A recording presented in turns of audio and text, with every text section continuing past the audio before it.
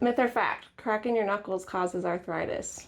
That is a myth. So when you crack your knuckles, the sound that you're hearing is from the synovial gas bubbles that are within joints. So synovial fluid is just like a lubricating agent that is found within any joint. So when you crack your knuckles, that's just those gas bubbles popping. And there have been multiple studies that show no relation between cracking your knuckles and developing arthritis in the future.